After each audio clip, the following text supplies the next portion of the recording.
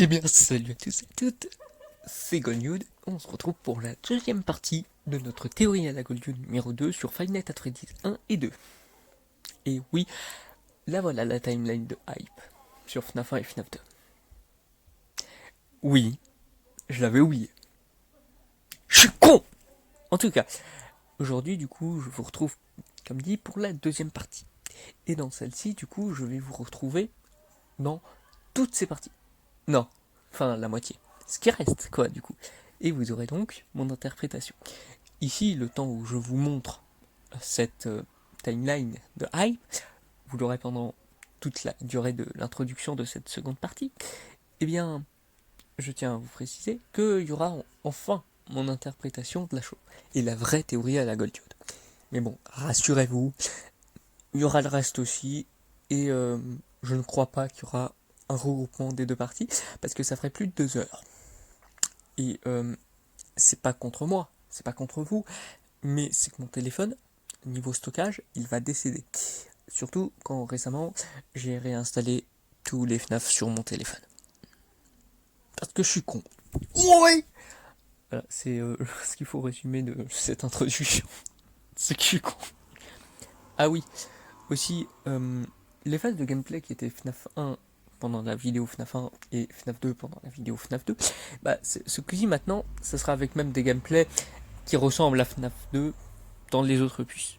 Parce que ce que j'aurais rajouté comme partie, si j'avais bien divisé, et du coup là ça sera un peu plus compliqué, ça sera dans la conclusion, ça sera pour conclure ces deux vidéos à la Goldiote, puisque ce seront les dernières. Du coup, vous pourrez découvrir ce qui reste de ces lores jusqu'à maintenant, dans le lore actuel avec lequel je parle. Et vous allez voir que ça devient bien ridicule, mais voilà, donc bientôt peut-être dans Théorie à la Goldiote numéro 3 ou autre, ça sera des parties intégrantes. Je ne sais pas encore comment je vais m'organiser, mais du coup oui, c'est encore un redcon, mais c'est fait exprès, connard. Mais bon, voilà. J'espère que vous avez du coup compris l'idée derrière tout ça, et j'espère que ça sera assez clair pour cette deuxième partie avec tout le reste. Voilà, merci, et allez, à tout de suite pour le chapitre 5 et les autres.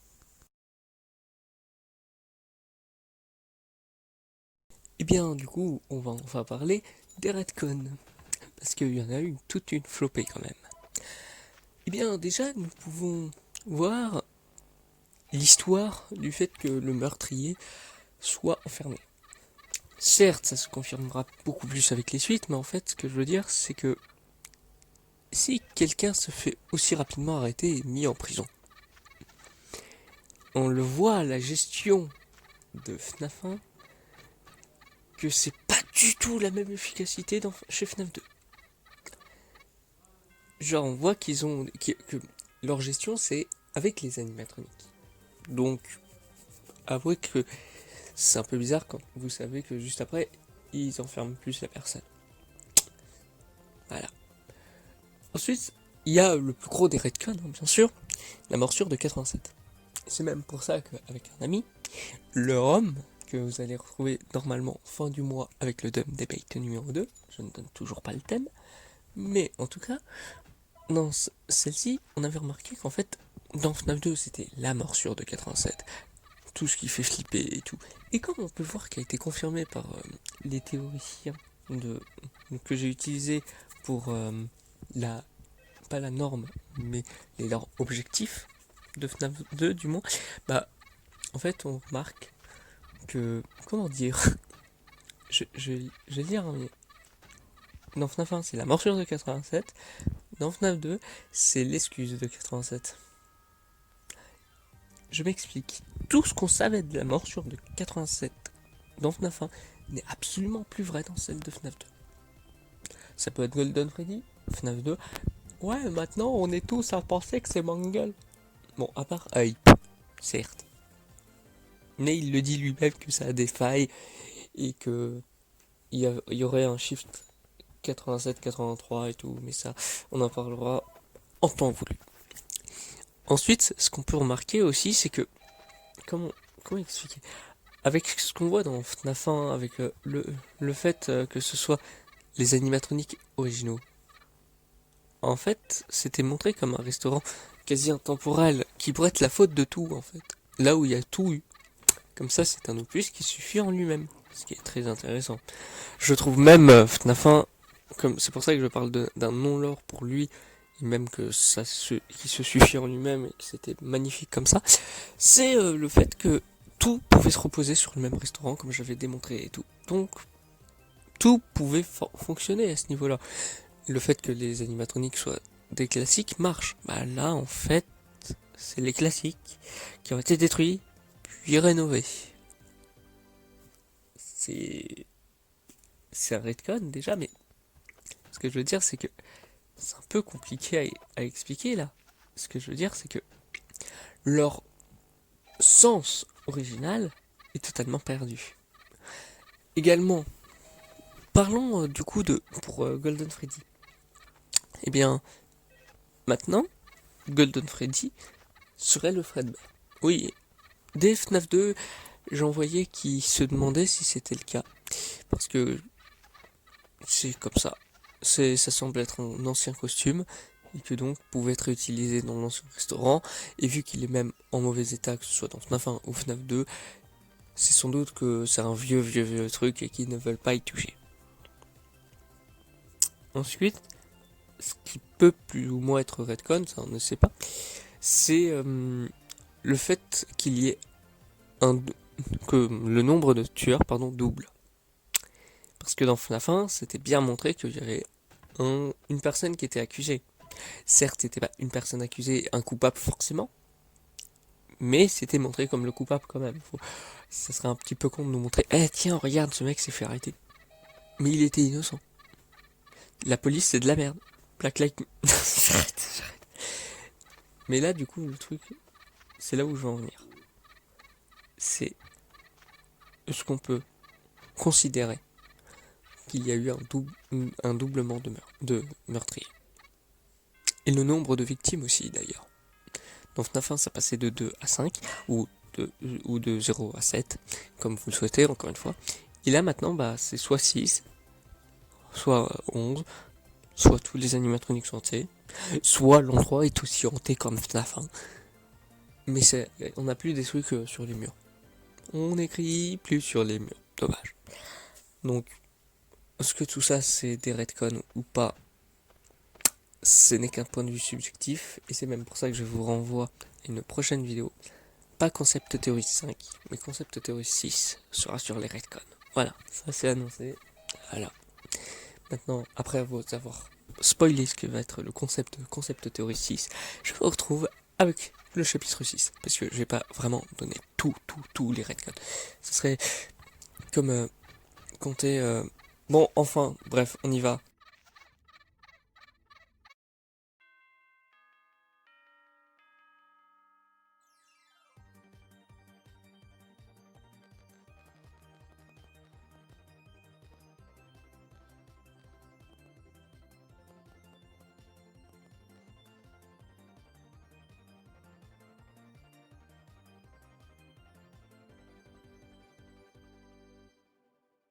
Je vais enfin pouvoir partir très très loin.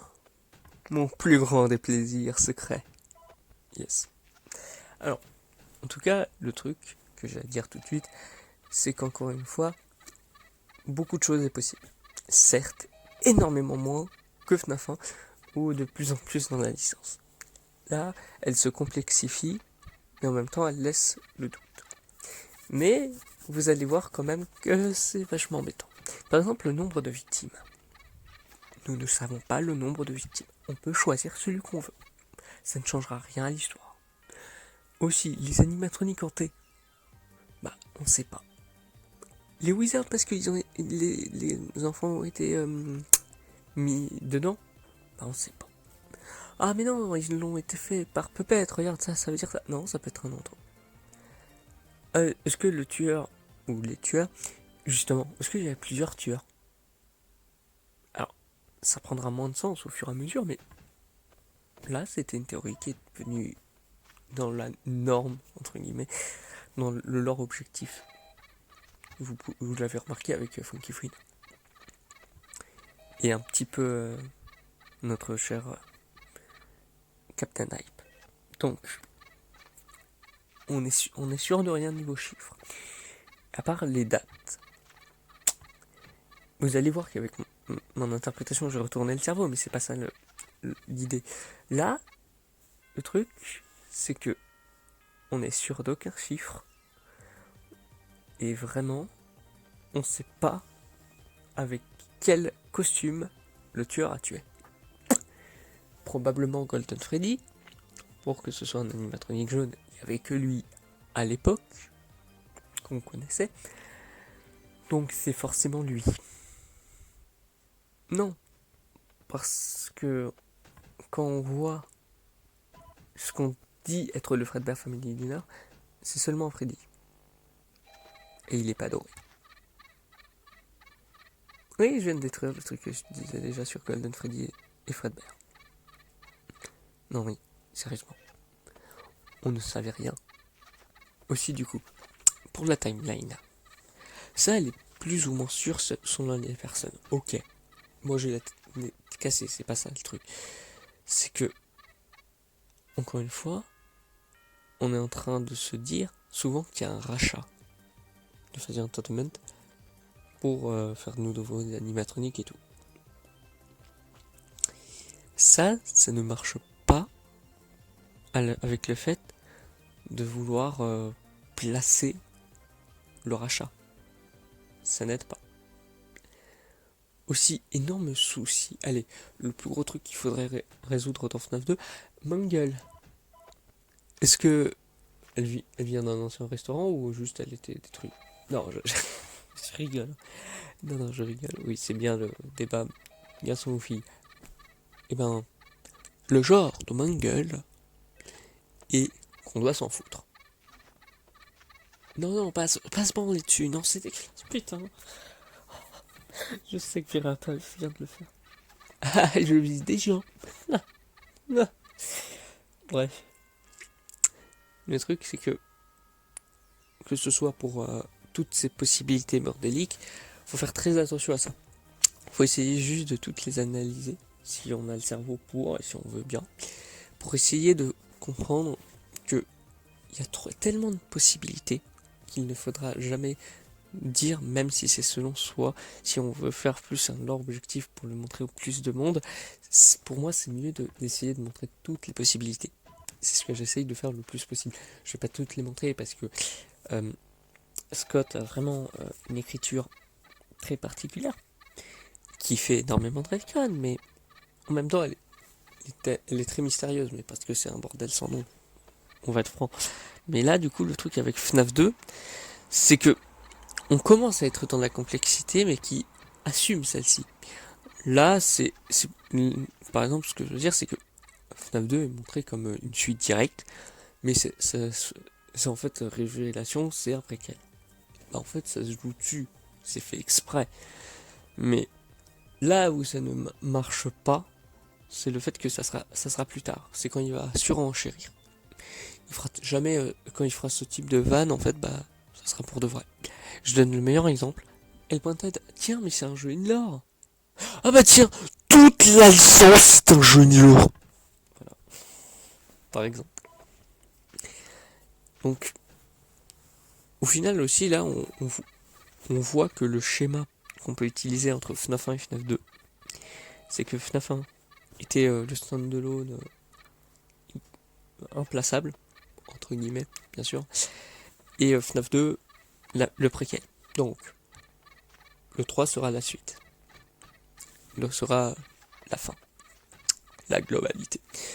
Et c'est même pour ça que là, dans les possibilités qu'on peut donner à FNAF 2, entre FNAF 1 et FNAF 2, et ben, c'est le fait que pardon, excusez-moi.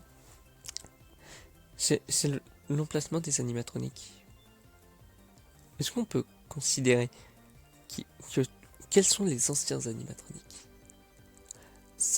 On me dirait que ça changerait à la timeline, ou rien de très important, mais en fait, si. Parce que, déjà, que par rapport à FNAF 1, c'est pareil ici, mais on ne sait pas où placer les meurtres. Pas les meurtres qui pourraient être faits dans FNAF 2, bien évidemment. Ou avant ou après. Non. Et c'est ça que je veux dire, c'est que les meurtres, on sait toujours pas où les placer. Les animatroniques, on sait toujours pas où les placer, où ils ont été faits non plus. Donc, est-ce que ça a été fait dans un meurtre? Ça a été dans le encore précédent. Il y a eu le restaurant où il y a eu le meurtre avec eux, et ensuite il y a eu celui de FNAF 2. Ben, on n'en sait rien. Vraiment, on n'en sait rien.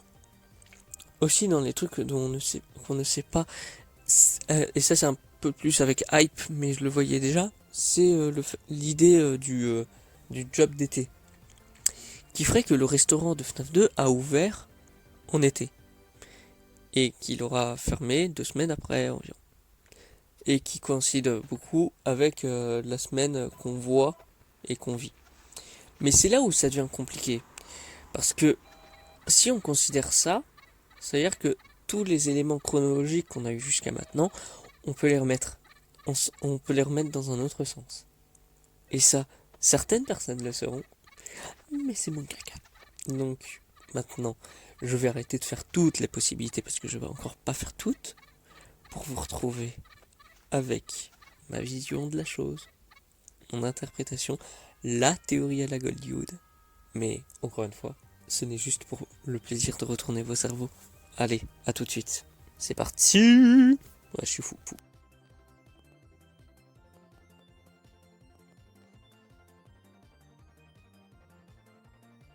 Voilà enfin mon interprétation du lore entre Five Nights at Freddy's 1 et Five Nights at Freddy's 2. Ça me fait plaisir de faire ça. J'attendais ça depuis si longtemps. Non, sérieusement, j'y vais. Est-ce que ça m'impatientait tellement? Non, faut pas déconner. Ça me fait plaisir aussi de décortiquer tous les développements théoriques de Funky Friend et de Captain Hype pendant plus de 5 heures sur chaque vidéo. J'ai adoré. Enfin bref, aujourd'hui, sur ce chapitre, sur mon interprétation, je vais vous retourner le cerveau, littéralement. Et donc, en commençant par ça, eh bien, je vais commencer par l'élément qui va fâcher le plus facilement, parce que c'est drôle.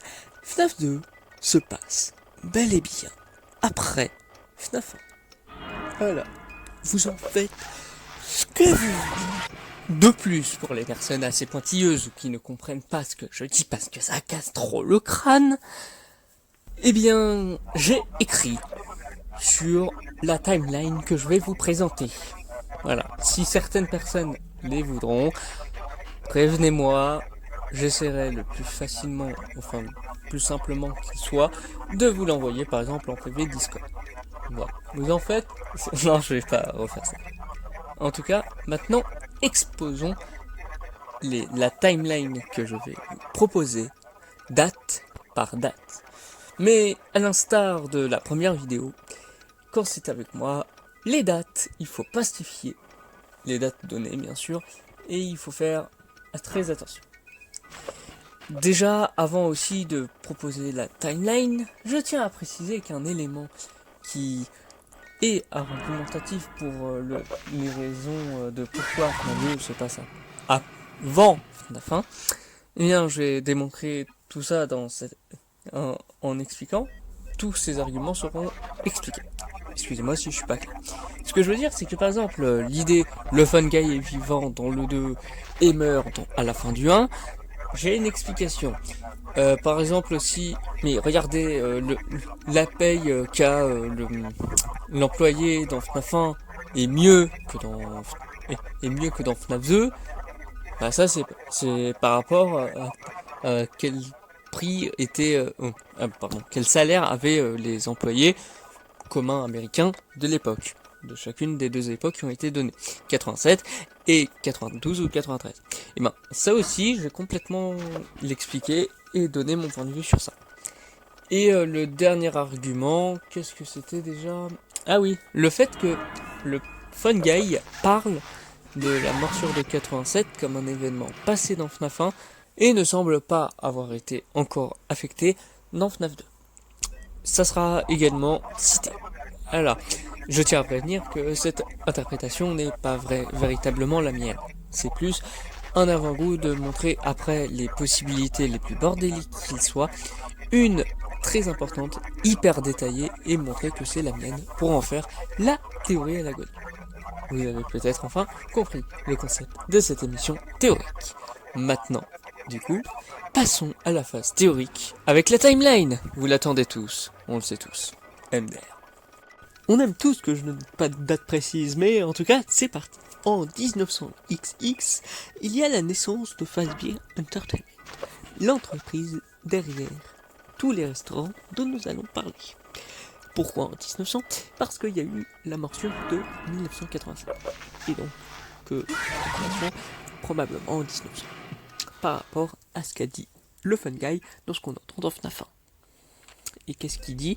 Il dit que ça fait plus de 20 ans que les animatroniques n'ont pas été lavés. Voilà. Ensuite, en 1900XX, je ne saurais vous dire combien de temps après, probablement même la même année, nous avons la création du Freddy Fazbear Pizza. Mais qu'avec Freddy, qui aura donné son nom à et deviendra l'icône. C'est même pour ça qu'avant, c'était plus le Fredbear Family Dinner, donc avec Fredbear, qui fut délaissé pour une version moins coûteuse de l'animatronique. Mais je m'égare puisque ça serait à peu près la même chose à ce niveau-là, le Fredbear Family Dinner et le Freddy Fazbear Pizza. À ce rythme. Et d'ailleurs, le meurtre de l'enfant qui entrait Puppet sera mis sous silence vu l'énorme succès du restaurant. Vu que l'animatronique était plutôt au début Fredbear, l'ours doré, mais vu le succès grandissant en plein milieu du meurtre, Fredbear est devenu Freddy et le Fredbear Family Dinner est devenu le Freddy Fazbear Pizza. Et Freddy est quand même resté l'icône. Et c'est même pour ça que le Fun Guy, dans le dernier appel de FNAF 2, il se trompe en disant, il se croit se tromper en disant le Fredbear Family Dinner. C'est que il a changé de nom en plein succès. En tout cas, ce meurtre, comme dit, sera mis sous silence, que ce soit par les autorités ou le restaurant, vu que au final, personne ne pointera cette disparition, et c'est même pour ça qu'on ne l'a jamais notifié dans la franchise actuellement. Que ce soit la franchise Freddy Fazbear Pizza ou la franchise Five Nights at Freddy's avec Five Nights at Freddy's 1 et 2. Ensuite, nous avons donc l'ouverture d'un plus gros Freddy Fazbear Pizza pour maintenir 4 animatroniques. Et qui sera le Freddy Fazbear Pizza qu'on verra dans vous allez voir. Avec maintenant 4 animatroniques. Freddy, Bonnie, Chica et Fox.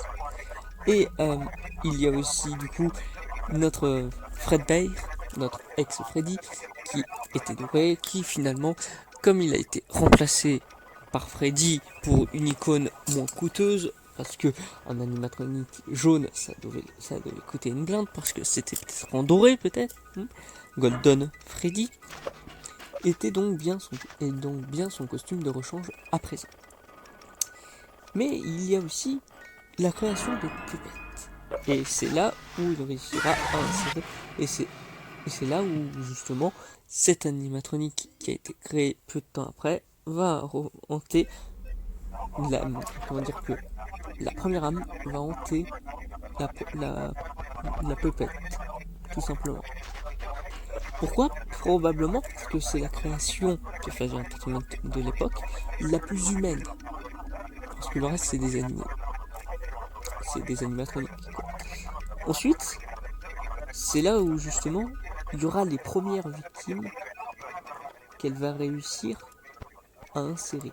Et justement, le meurtrier va refrapper en juin, le 26 juin 1900XX, avec le meurtrier refrappe avec 2 puis 5 meurtres dans le restaurant, et celui-ci perdra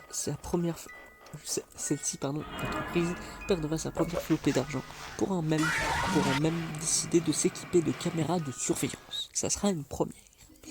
Il sera vu de tous et permettra son enfermement. Ça sera la période citée dans les journaux de FNAF. En 1900XX, les animatroniques peuvent toujours se déplacer de jour pour permettre une ambiance plus présente que jamais, et au final, le meurtrier lui relâché par manque de preuves. Avec ses arguments de son emplacement louche d'il y a X années. En été 1900XX, Foxy Go Go Go se produit avec le meurtrier qui trafique les animatroniques pour que ces carcasses réanimées se taisent à jamais sur lui. Il se rira même sur le design qui a été donné pour Pink Guy, mais qui est pour moi le même meurtrier, pour lui faire comprendre que hey, tu peux rien faire, tu peux pas me sauter dessus. C'est même pour ça qu'on sentait qu'il était probablement pas hanté, mais comme le Purple Guy peut déjà les avoir trafiqués, voilà. Et non, il ne rigole pas, il ne sourit pas, juste parce que il voit le boule de Foxy et qu'il est zoophile et mécanophile. Je sais que c'est possible, mais je préfère pas que ce soit là, même pour ma timeline. Je sais que c'est absurde ce que je dis, mais merde, quand même, j'ai pas envie de mettre des trucs comme ça. Vous en faites ce que vous voulez, mais voilà. En tout cas, nous avons aussi la semaine. Du coup, Foxy ne pourra rien faire au Purple Guy alors qu'il aura vu 5 nouveaux meurtres. La semaine sera donc dégradante pour la compagnie qui se battra sans fin pour être rachetée. Et ça sera du coup les derniers journaux de FNAF 1 qui parleront de ça, mais ça sera aussi là où aura lieu les enregistrements de FNAF 2. C'est la même semaine. Et cependant, cela va se dégrader l'an prochain. C'est-à-dire en 1987. Parce que ces appels qu'il fait dans FNAF 2 ont été faits avant. Il les a fait en 1986. Et justement, c'est du coup en été 1986. Et c'est même pour ça qu'il dit le travail d'été. Ensuite, en 1987, c'est là où il se passe le plus de trucs. Et même on va du coup le voir, justement en plusieurs phases, comme Captain Hyde. Sauf que moi, justement, ce n'est absolument pas la même vision de la chose. Du coup, Puppet n'a plus d'endroit où abriter les cadavres. Déjà qu'il y a eu les premiers meurtres, ce qui a été appelé le MSI, où elle a mis du coup les âmes des enfants dans Freddy, Bonnie, Chica, Foxy et Golden Freddy. Mais du coup, elle avait vraiment inséré les costumes. Et comme maintenant ils ont été nettoyés, bien évidemment, eh bien, elle va les regarder dans les yeux pour voir si du coup elle peut en remettre. Oui, c'est clos. Et c'est même ainsi qu'ont lieu les intermissions à cette période. Au tout début de 87. Bon, au tout début, je ne sais pas précisément quand. Je n'ai pas de date précise. En tout cas, elle va y insérer du coup elle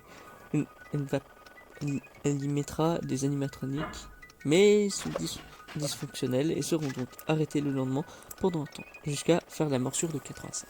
Parce que justement, ils vont découvrir que essayer de ne pas les nettoyer tout vont les mettre dans un mauvais état. C'est même ce qui va créer la morsure de 87. C'est même pour ça que le Fun Guy en parle de la même soirée. Non, enfin, dans ce qu'on entend, bien sûr. Le fait que les animatroniques sont justement n'aiment pas être lavés, du coup que évidemment lui aussi ne serait pas en très bon état et que il serait pas super joyeux, si vous voyez ce que je veux dire. Et que donc ils ont créé la morsure de 87 peu de temps après. Parce que les nouvelles âmes se sont attaquées à la personne qui a été la plus proche d'eux. Voilà. On va pas s'y rapprocher non plus à ce niveau-là. Mais je pense que c'est assez clair sur le fonctionnement de la chose. Ainsi, on peut donc également parler du fait que la morsure de 87 sera un événement huis clos et ne sera dit que par le Fun Guy dans ses appels de FNAF 1, puisqu'il les fera peu de temps après en 87. qui pensera même que ce sera la fin du déplacement libre des animatroniques et et du coup on laissera le Fun Guy lui faire continuer ses appels de FNAF 1 parce qu'on n'a pas entendu ce qu'il avait dit, mais comme il travaillait lui dans, dans la gestion des caméras de surveillance, comme il l'avait dit, mais pas de la manière dont on pouvait le croire, il ne travaillait pas comme lui, et du coup en voulant terminer sa semaine, eh bien il sera donné dans FNAF 2 ce qu'il aura dit. Et non, il ne sera tout. Il se fera tuer justement en plein enregistrement et un cinquième message sera fabriqué pour n'y porter aucun sens. C'est que il est mort, il avait dit un truc qu'il fallait pas, juste après il meurt, pour montrer que tout ce qui a été dit n'avait aucun sens, go faire fabriquer un cinquième. Le restaurant du coup sera finalement abandonné un temps, vu que personne ne veut bosser dans ce restaurant jusqu'à l'arrivée de Mike Schmidt, la victime de 87. Et il sera plutôt bien payé pour l'époque, pour qu'il dise du bien de l'entreprise, mais vu qu'il est curieux sur ce qui entoure l'entreprise, il écoutera les appels de Fun Guy et il se fera licencier d'avoir manipulé les animatroniques après ce qu'a dit le Fun Guy. D'après ce qu'il a entendu. Dès la mention de la morsure de 87, il ne va plus aller si bien. Il en perdra la tête avec des hallucinations traumatisantes comme les animatroniques qui l'attaquent ou encore les It's Me. La compagnie a réussi à trouver des fonds après plusieurs mois grâce à la réputation qu'en a donné Mike. Cela va permettre à l'entreprise d'ouvrir une nouvelle pizzeria pour une grande réouverture qui ne va au final durer que 2 semaines. Car le prix qu'a donné aussi l'État pour la conception des nouveaux animatroniques a été bien trop cher. Il fallait donc détruire ces animatroniques au plus vite pour reprendre la ferraille défectueuse qui servira sans doute à autre chose. Voire peut-être la réouverture du premier Freddy Fazbear Pizza. Voilà la timeline que j'ai créée. Juste pour retourner le cerveau. Je tiens également à préciser que le cas du Fun Guy qui appelle pour prévenir d'un souci ou pour vous, il parle quand même clairement des animatroniques de FNAF 2. Dites-vous que je n'en ai pas parlé, mais il pouvait être en fabrication. J'ai bien dit que la morsure de 87 était un événement huis clos. Et que du coup, c'est possible que ce soit bel et bien un animatronique de FNAF 1. Mais qu'aussi, du coup, il peut y avoir eu les animatroniques de FNAF 2 qui étaient dans les idées. Et donc, que le Fun Guy, sans savoir son futur et celui du restaurant, a évidemment essayé de créer, pour ainsi dire, une idée de ce que pouvaient être les animatroniques et son avis au préalable. Par exemple, le fait qu'il aimait beaucoup Foxy et le fait qu'il détestait Monkey. Est-ce que c'est satisfaisant? Non, bien sûr que non. À part le fait que j'ai fait un truc qui était très vu à l'époque, mais sans vraiment aller au fond comme moi je viens de faire, sur le fait que FNAF 2 se passe après FNAF 1. Il n'y a jamais eu vraiment de preuves. Encore une fois, ce n'était que pour retourner le cerveau volontairement. C'était une blague, c'était un troll. Ça plairait pas à des gens, oui, c'est pas fiable. Mais, encore une fois, je n'ai jamais dit que mes théories étaient fiables. Depuis quand une théorie qui est faite pour retourner le cerveau et pour montrer que rien n'est fiable dans une licence, c'est fiable? Mais donc, est-ce que je suis fiable? En tout cas, maintenant, je vous retrouve pour le chapitre final de cette vidéo, puis la conclusion. Mais du coup, le chapitre 8, bien sûr, c'est je regroupe l'ensemble des choses qu'on sait. Et oui, je finis sur ça pour ce chapitre. Non, on ne sait pas qui a fait la morsure de 87 dans mon idée. Comme ça permet de faire que chacun ait sa vision avec les éléments que j'ai donnés, et qu'en plus, que ce soit dans FNAF 1, on montrait que tout le monde pouvait être coupable, et que que ce soit Freddy, Bonnie, Chica, ou Foxy, ou Golden Freddy. Et que dans le 2, c'est déjà plus complexe. Pour certains, pour Captain Eye par exemple, c'était Golden Freddy dans FNAF 2 et 3, mais 3 on n'en parle pas, et qu'à partir du 4 c'est Mangle, mais on n'en parle pas d'elle non plus, donc on s'en fout. Et pour pour Funky Fouine, ça a toujours été Mangle, plus ou moins. Avec l'idée du lobe frontal et tout, qui était assez mis en avant. Et qui sont restés tous les deux dans assez grande norme. Et que c'est pour ça que j'en ai parlé dans le chapitre 4, si je ne dis pas de bêtises. Ainsi, je finis mon, entre gros guillemets, mon interprétation de ce lore, qui est le premier à l'assumer, le premier à continuer et à faire une histoire avec ça. Donc, vous en faites ce que vous voulez. Moi, je vous dis au chapitre 8, Zébrdi.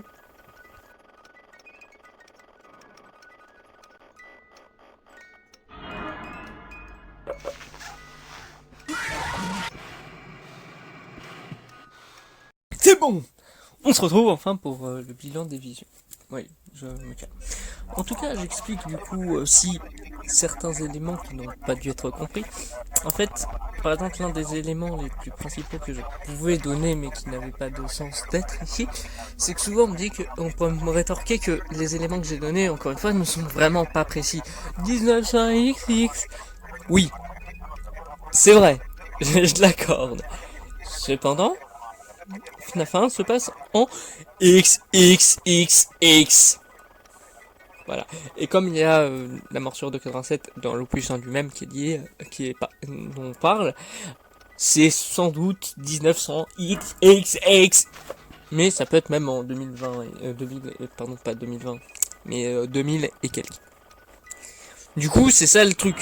C'est que, on me rétorque que je suis pas précis, mais le chèque de FNAF 1 ne donne absolument aucune date. Deuxième truc, c'est que, et à voir avec ça, c'est que si on me rétorque, oui, bah, l'histoire du chèque, je l'ai pas résolu. Si, vu que les deux ont été donnés en 87, sauf que l'un a été donné à celui où il y a eu l'événement à huis clos. Donc, ce serait pas le plus top de lui donner un truc où ça marque 87 et le mec a eu un lobe frontal détruit et justement le fun guy a parlé de cette erreur d'accident à huis clos qui est la morsure de 87 dont on n'a jamais entendu parler ailleurs. Ça n'a jamais été... Donc c'est expliqué avec ça. Aussi, le truc qui marche dans mon élément, c'est que on me dit mais non mais ça n'a aucun sens avec les prix qu'on a trouvé. Ça faisait 1987 pour FNAF 2, mais ça c'était déjà noté, et 92 ou 93 pour FNAF 1. Alors, je rétorquerais que on sait maintenant que Fraser Entertainment peuvent cacher énormément de choses avec ce que nous dit le Fun Guy et qui dit des conneries sans faire gaffe, mais qui vont du coup montrer une vraie nature de Fraser Entertainment. Mais là encore, justement, dans ce que je veux dire, c'est que le chèque de Mike Schmidt, note bien, comme je vais pas arrêter de le dire, X, non c'est pas du coup, X. C'est-à-dire, pas de date. C'est le 13 novembre, XX. Là où je veux en venir, c'est que si tu rends un chèque de cette manière, c'est un chèque en bois. C'est-à-dire un chèque que personne ne peut prendre et avoir l'argent qui est noté dessus. Un chèque doit être respecté avec la signature, avec la date, avec l'argent qui est redonné, ou comment versé, voilà, pour que ce soit pour un salaire ou autre. Si une date n'est pas notée, n'est pas une note correcte, le chèque n'est pas possible à être pris, ne peut pas être pris et versé sur le compte de la personne qui l'a eu. Et si c'est bien à lui que c'est offert, bien sûr. Je vais pas parler du délire des faux noms, mais cela veut dire que Matt Schmidt a eu un chèque qui ne peut pas verser. Ça peut être vu comme un faux. Ça peut encore aller dans l'idée que je viens de dire juste avant, mais non, c'est pas un chèque qui compte. Non, vraiment pas. Donc, l'idée dont j'ai parlé est un peu plus probable pour la vanne qu'on ne le voit. Aussi, dans les autres visions, j'ai utilisé la vision de Funky Fouine et de Captain Hype ce coup-ci parce que je trouvais assez intéressant le fait que dans FNAF 1, je n'avais pris que la vision de Frankie Fouine, et bon, en fait, celle de Frankie Fouine et Captain Hype ne faisait qu'une, et ça serait probablement pareil pour certains s'ils en avaient parlé que ça, et je faisais la globalité de la norme en fait. Et que justement, à l'inverse, en parlant de FNAF 1 et FNAF 2, comme Funky Fouine avait fait une vidéo, mais juste sur ces deux-là au tout début, pas au tout début du coup, fin 2014, et que Captain Hype, lui, avait fait une vidéo exceptionnelle sur FNAF 2 et de FNAF 1, mais plus sur FNAF 2 et du coup ce que ça a apporté avec FNAF 1, et qu'il a fait une vidéo différente pour parler de FNAF 3, je me suis dit, je peux utiliser cette vidéo, regarder celle-ci, regarder l'autre, il y a vraiment des éléments qui, pour lui, expliquent FNAF 2, et puis voilà. Aussi, à part quand ça a à voir avec des rapports de FNAF 3, bien sûr. Par exemple, le truc qu'on peut dire, c'est que dans les visions, Shadow, Freddy et Shadow Bonnie ne sont vraiment pas des masses expliquées. Moi non plus, je l'ai pas expliqué, parce que pour moi, en fait, ça n'apportait à proprement parler rien à ce que je disais. J'aurais pu dire que c'est une idée du costume jaune qui a été utilisé et que c'était justement c'était un costume jaune mais que dans l'obscurité c'était un shadow, mais je ne sais pas lequel était utilisé. Et d'ailleurs, pour ceux qui veulent savoir quel est le costume jaune qui a été utilisé selon la vision que j'ai, bah ça va peut-être vous étonner, mais en fait c'est comme la vision qu'aurait eu Funky Fouine, celui de Golden Freddy. Oui, parce qu'on n'a pas encore la vision que c'est forcément Spring Bonnie, vu le lien éternel qu'a le perso qui sera développé plus tard, donc attends. Voilà, c'est un truc qu'il faudra attendre plus de temps pour que je l'aborde. Aussi, dans l'ensemble des visions, en fait, ce qu'on peut voir en lien, c'est aussi le fait de voir comment est Phasir Entertainment. Ils sont pas vraiment bien vus dans les deux sens. J'aurais pu faire une entreprise qui soit clean et tout, mais non, il y a beaucoup trop de trucs qui montrent qu'ils ne sont pas clean du tout. Et du coup, j'ai même utilisé ça à contre-pied pour montrer que c'est vraiment eux qui ont tout foutu. Et au fur et à mesure, on va voir que c'est possible. Ce qui est un peu con. Mais du coup, le truc aussi qui est par contre une assez grosse différence entre toutes les visions. Je vais pas parler, moi j'ai mis FNAF 2 après FNAF 1, bien sûr. Mais le fait de la temporalité dans FNAF 2. Ce que je veux dire, c'est que Captain Hype, par rapport à Funky Fouine et à proprement moi-même, ben en fait, il a placé ce qui s'est passé dans FNAF 2 après l'ouverture du restaurant de FNAF 2 et après la morsure de 87. Et c'est avec les enregistrements des appels de Funny, pardon. Je sais pas de lapsus révélateur, absolument pas. Il y avait juste Funky Fouine qui était sur Funky probablement, Purple Guy et Captain Hype qui en avait parlé mais qui disait que c'était vraiment très peu probable. Bah en fait là le truc c'est que avec les appels du Fun Guy qui plaçait avant pour Summer Job et que le jeu se passe en novembre d'après le chèque, qui peut encore être falsifié lui aussi. J'en ai pas parlé mais à part avec le truc X, non j'arrête. Bah là aussi c'est de la falsification, mais on peut même aller à ce niveau-là des dates et à ce point du mois ou du jour. Mais c'est ça le truc, c'est que ça m'a permis de me dire je vais prendre ça encore une fois encore plus loin en disant que vraiment tout ce qu'on sait on peut le placer autre part. Le truc c'est que on a trop peu de dates dans FNAF et on a trop peu de choses qui est en dehors des jeux. Ce qui était quelque chose qui a plu à Game Theory et dont je n'ai jamais parlé, mais ça avait par exemple pas mal plu à Captain Knight pour cette vision. Et ben moi je l'ai utilisé encore mais d'une manière ça va n'importe où quoi. Et c'est ça qui peut être vu d'une manière assez intéressante. Aussi dans si je veux faire un bilan entre guillemets de toutes les visions qu'il y a eu, parce que c'est que des visions là, c'est pour bien comprendre, cerner ce que je veux dire. ce que je ferai après, par exemple, c'est après la conclusion, je résume tout, que ce soit cette vidéo ou les deux parties, ou les théories à la Goldioud jusqu'à maintenant sur FNAF. Enfin bref, le truc c'est que dans toutes les visions, le truc qui revient toujours, c'est le fait de faire que tout soit... Il y a tellement peu de dates, il y a tellement... Il y a tout... Comment dire? Il y a tant de choses qui semblent être ailleurs. Je veux dire, c'est que t'as un élément qui est donné, mais qui n'a rien à voir avec celui qu'on voit actuellement. À part justement avec le côté background. Le lore, en lui-même, par définition, c'est le background. Je le sais bien. Mais souvent, c'est le background de l'endroit en lui-même. Et c'est à proprement parler le cas. Mais c'est jamais... c'est un truc qui date de tant d'années, mais qu'on ne verra jamais.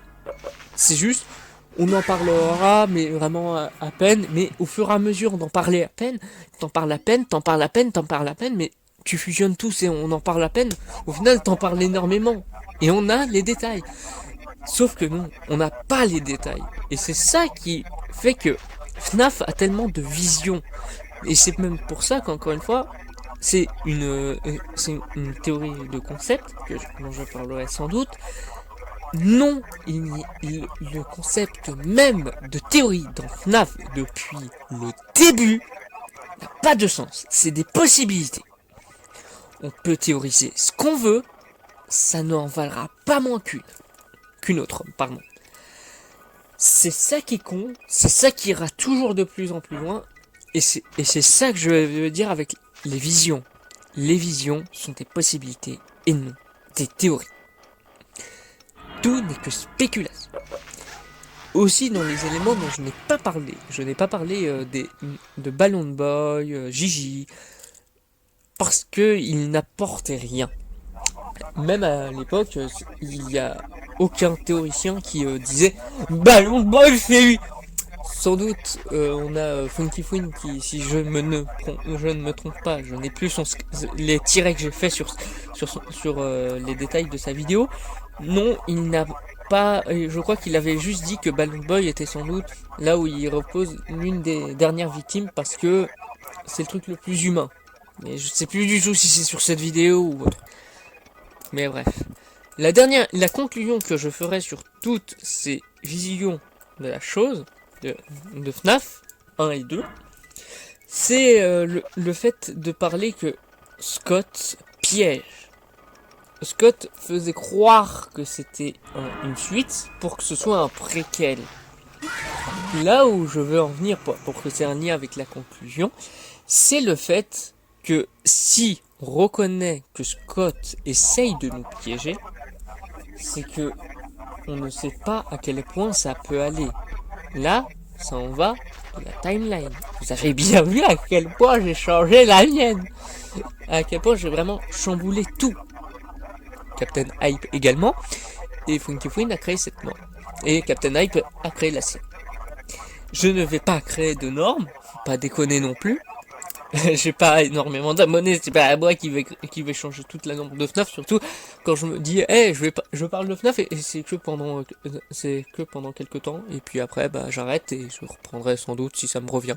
Mais voilà, le truc c'est que non, il y a aucune idée qui va dans ce sens. C'est que si Scott piège, il faut essayer de trouver quand il piège et sur quoi. Parce que ce que je vois énormément, c'est que on dit juste sur le côté temporel. C'est hyper important. On ne sait pas à quel point ça peut être dangereux de se dire qu'il piège, mais sans essayer de voir où ça va. Et c'est là où ça piège même le concept de théorie, selon moi. Et c'est même pour ça que je vous retrouve pour la conclusion, pour absolument tout conclure. Ainsi, je vous laisse et place à la conclusion de Théorie à la Goldioud ou voire même les théories à la Goldioud. Et ah oui, pour ceux qui veulent être sûrs de ça, oui, c'est la dernière sur FNAF avant un long moment probablement. Allez, place à la conclusion.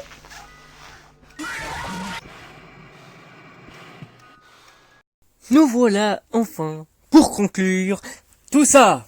Yes. Alors, déjà, je vais expliquer la division des vidéos. Alors, celle-ci va probablement changer. Actuellement, je n'ai que 8 chapitres. Et j'avais bien parlé du fait d'en faire probablement 9. Pour que la prochaine fois, si je fais sur FNAF, ça sera sur FNAF 1, FNAF 2, FNAF 3. Et que du coup, si j'ai 9 chapitres, ça me permettra sans doute de faire que je divise en 3 plus simplement. Mais encore, c'est en préparation et c'est dans trop longtemps, donc oui, probablement c'est dans longtemps. Je ne parlerai pas de FNAF peu de temps après. Je pense que même pour le printemps, je vais reposter des trucs qui sont un peu merdiques. Voilà, comme mes premières vidéos. Enfin, les premières que vous avez vues justement. Enfin bref, voilà l'idée de la chose. Aussi, dans les choses que je voulais parler, mais que justement là ça n'a pas de sens et qui serait probablement dans les chapitres, c'est le fait de comparer ce qu'on sait avec FNAF 1 et ce qu'on sait avec l'opus qui serait cité autre. Et ça serait assez intéressant. Et en fait, le truc qui est assez intéressant là-dedans, c'est vraiment, tu vois à quel point ça a changé. Il y a un truc, depuis le tout premier opus, ça a changé, putain. Là, par exemple, même actuellement, là où je tourne, ça a énormément changé. FNAF, c'est plus du tout ce que c'était. C'est plus mon jeu indépendant. Non, mais je pense que vous voyez ce que je veux dire. J'aime toujours autant FNAF et j'aime toujours autant pas FNAF. Oui, j'ai un lien très paradoxal avec FNAF, salut. Est-ce que c'est pas parce que c'est en lien avec la licence? Pas du tout. Du coup, le truc, c'est qu'il y aurait une idée de chapitre comme ça, il y en a d'autres qui me viennent en tête. Donc, dites-vous que très probablement, pour la théorie à la Goldwood numéro, je ne sais pas combien, puisque j'en parlerai, je ferai des théories à la Goldwood sur d'autres univers, bah, j'en ferai sans doute de nouveau pour FNAF, puisque c'est à la base sur FNAF, donc si je veux rajouter des chapitres et tout, c'est mieux de le faire sur la licence dédiée. Voilà. Ensuite, dans les autres éléments qui sont là pour conclure et donner une finalité à tout ça, il y a l'idée même que de ce qu'est les théories à la Goldwood. En fait, je vais être franc, initialement, une théorie à la Goldwood, c'était fait que où je ne fais qu'une théorie parmi tant d'autres. Mais en fait, je me suis rappelé que concept théorie, décryptage de caractère, dumb debate, et ben en fait, bah c'est des théories à ma manière, donc des théories à la Goldwood. Donc il n'y avait pas besoin. Et que du coup tout devrait s'appeler théorie à la Goldwood à la limite.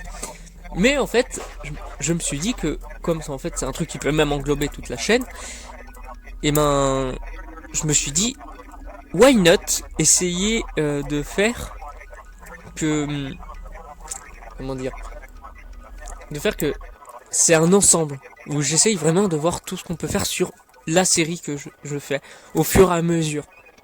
Soit dans tout son univers, parce que son univers est assez clair. Là, avec FNAF, au final, non, pas du tout. Et du coup, en fait, le truc que je fais, c'est par éléments qui arrivaient dans FNAF, pour faire comprendre que même au fur et à mesure, même depuis le début, c'est de la merde, et que même au fur et à mesure, bah, ça ira jamais de mieux en mieux. Ah, excepté FNAF 3. Non, c'est complètement faux, également. En tout cas, le truc que je peux dire, c'est que aussi, du coup, évidemment, je diviserai selon le nombre d'opus ou d'éléments dont je parlerai. Donc, oui, j'espère finir avec avec ce qu'il faut avant. Hein. Par exemple, là, j'espère réussir à être au moins au-dessus de Sister Locution pour éviter la norme française. Enfin, l'ex, vu que au fur et à mesure du temps, actuellement, FNAF a repris énormément de popularité en 2020 et que oui, il y avait même des blagues dessus. Et avec ça, bah, ça ferait que probablement FNAF va être encore beaucoup plus suivi qu'avant. pas autant que 2014-2015, j'en doute fortement. Mais ça sera pas mal suivi et du coup beaucoup de gens voudront continuer à essayer de voir son lore. Parce que c'était ce qui était principal il y a encore 6 ans.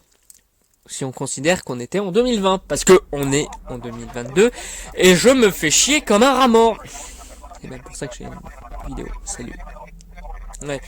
Si vous voyez que je fais des vidéos, c'est parce que j'ai que ça à foutre. Par exemple, le dub debate avec... le premier dub debate, c'était dans un bunker. Et bon, voilà. Je pense que vous avez l'idée de la chose. Mais dans ce que je peux dire également, c'est le fait que c'est bien que ce soit la dernière théorie à la Goldwood. Rassurez-vous, il y aura d'autres épisodes théorie avant la fin de l'année. Ce que je pense que je ferai, c'est encore quelques concepts théories. Parce que j'en ai beaucoup parlé et que c'est un peu celui que je préfère faire. Parce que ça montre vraiment ce que je veux dire sur FNAF. Et le dernier, c'est le dernier truc que je ferai aussi, je crois que ça serait 3 dump debate en plus. Oui, ça serait énorme, mais et en fait, je préviens avec qui c'est. Non, je vais juste le dire pour si je le dis. Le deuxième sera avec le rhum. Le thème vous est enfin donné. Ça sera sur les endosquelettes. Voilà, vous en faites ce que vous voulez, hein, mais moi je tease.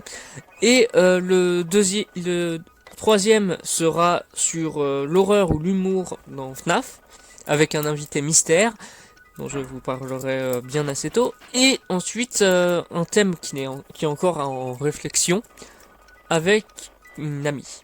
Voilà, et elle, je ne vous dis pas non plus qui c'est. Voilà l'idée des trucs. Aussi, il y aura un truc que j'avais commencé dans mes anciennes vidéos qui me font un peu honte, que je montrerai un jour probablement. Eh bien, c'est l'idée même du fait de faire ce que j'ai appelé le dev crypted. Le dev crypted caractère. En fait, ce qui se passe, c'est que je décris un développeur, là pour le coup des licences que j'aborde, parce que ça sera d'abord un peu vidéo ludique, parce que j'aime bien les jeux vidéo sans être geek, je préfère écrire. Alors enfin bref, le truc qu'il y a à savoir là-dessus, c'est que je prendrai un élément de son histoire, que ce soit avec son histoire de sa vie, comme l'histoire de ce qu'il a créé. Et du coup, Scott, je ferai un decrypted sur Scott Cawthon, et du coup, je ferai des réflexions avec ce qu'il a fait dans ses jeux, dans l'histoire, dans le lore de FNAF, et ce qui s'est passé dans sa vie. Et vous allez voir, je pense que ça peut être intéressant. Ça serait une de mes premières vidéos essais que je montre, parce qu'au fur et à mesure, j'ai l'impression que mes vidéos se tournent vers ce format, ce qui est cool, parce que vu ce que je veux faire plus tard, c'est philosophe, ça va être cool.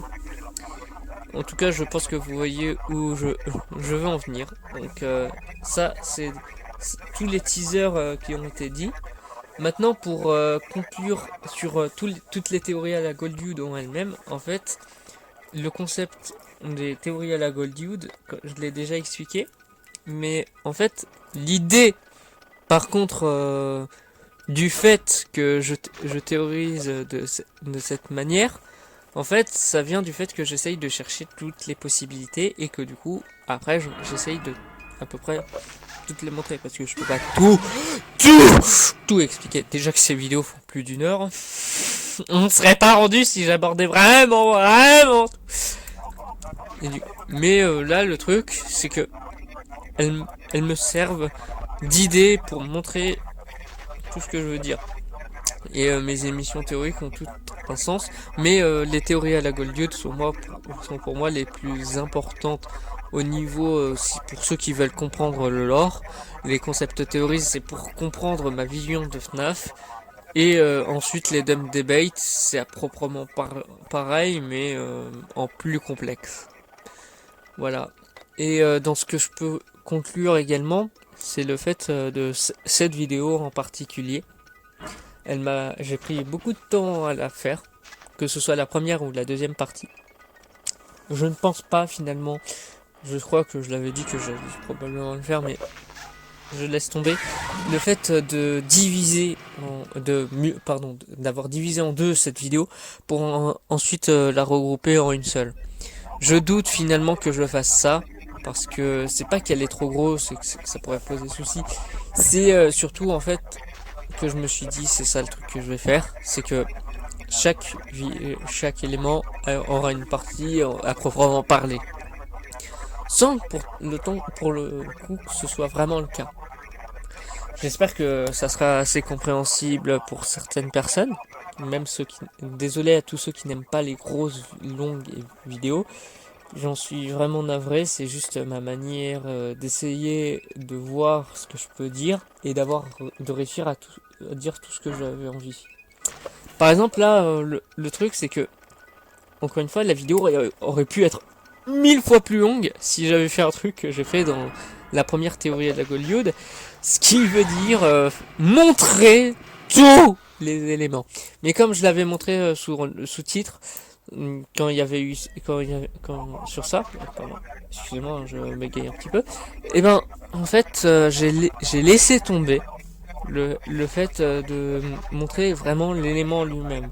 J'ai préféré en parler et les évoquer plus que tous les montrer et dire tiens, voilà.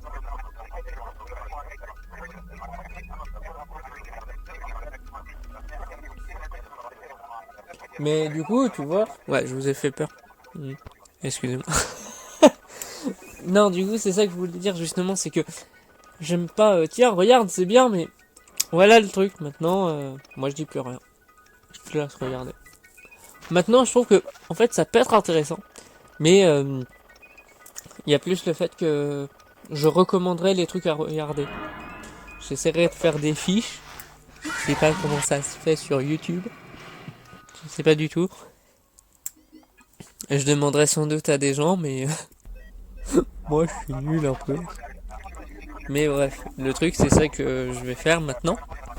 Mais oui, pour ceux qui ont remarqué, la première partie et sans doute cette deuxième partie sont plus longues que la vidéo FNAF 1 en elle-même. Alors que c'est en deux parties. Oui. Pour la première partie, ce n'était absolument pas volontaire. La deuxième, si je continue à faire des conclusions de cette manière, ça sera pas volontaire non plus. Actuellement, je ne sais même plus je ne sais pas à combien de temps je suis. Alors attendez, je regarde avec l'enregistrement. YouCute me dit que je suis à 1h02. Je ne sais pas depuis quand j'ai commencé cette conclusion. Parce que je m'enregistre pour chaque partie. Voilà. Comme ça, vous savez, salut.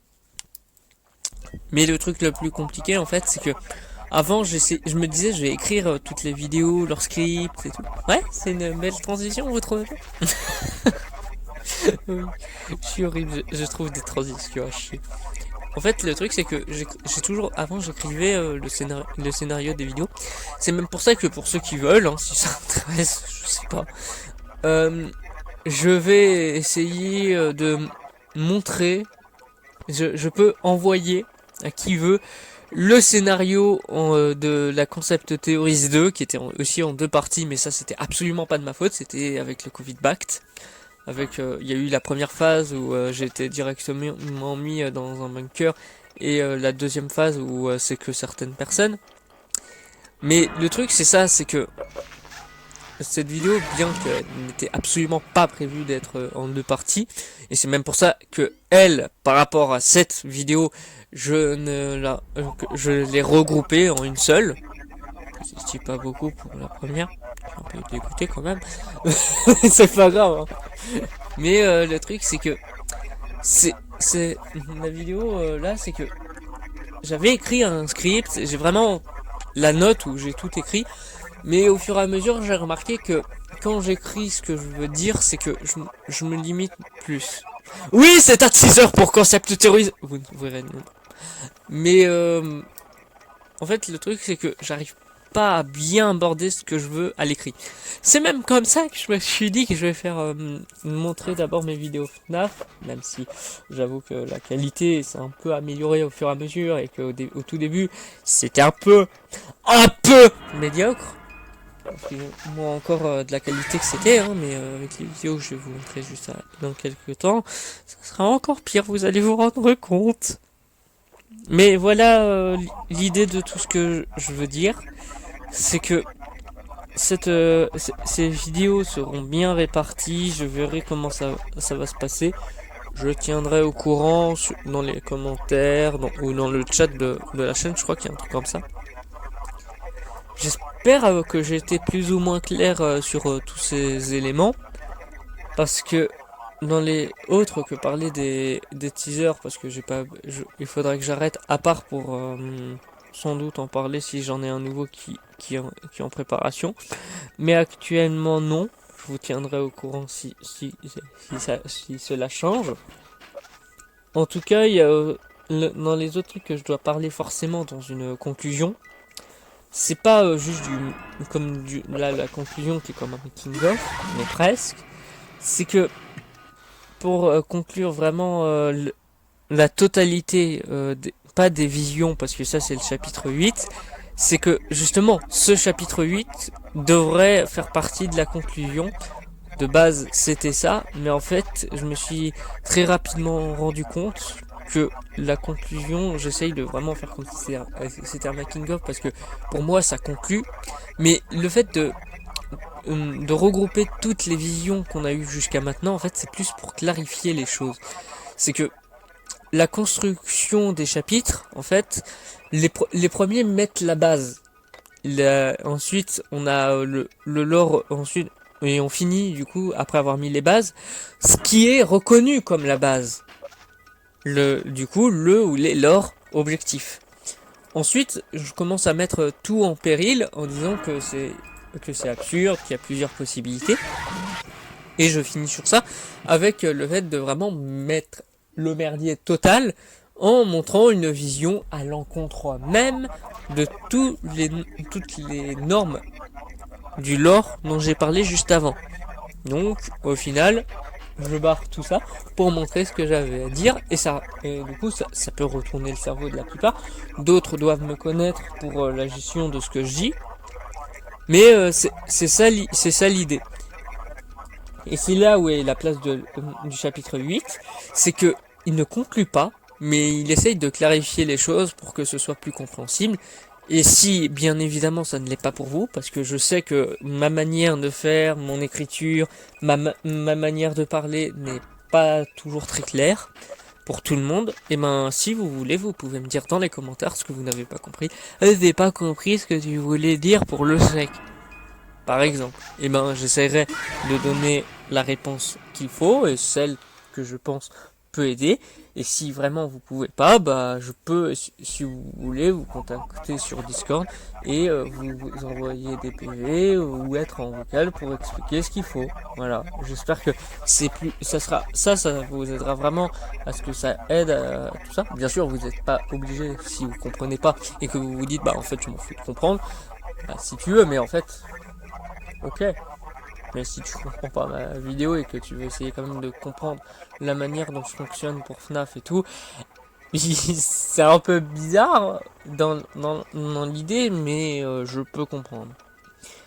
Aussi, le truc, c'est que dans ces théories à la Goldwood, je vais vraiment le dire parce que ça devait pas être la dernière. Non, je n'allais pas parler de FNAF 1, 2 et 3. Mais en fait, j'allais utiliser l'idée de base des théories à la Goldwood, comme je viens d'en parler, en fait. Mais j'ai laissé tomber parce que je trouvais qu'au final, l'idée même de la chose, ça ne ancrait pas dans l'ensemble. Ça, j'aurais très bien pu le faire parce que c'est drôle. Non, c'est le fait que j'essaye d'avoir une certaine logique paradoxale sur le fait de ce que je crée. C'est que là, ces théories à la Goldwood ont abordé volontairement FNAF 1 et ensuite FNAF 2. FNAF 1 et FNAF 2, pardon. Le fait que ça parle d'abord de FNAF 1, c'est sur le fait que ça parle du tout premier lore, enfin du tout premier non-lore, pour être plus précis. Et où justement je montre que même là où tout a commencé, là où tout le monde pourrait se dire bah c'est le truc de base donc c'est forcément le meilleur truc, bah ça a merdé.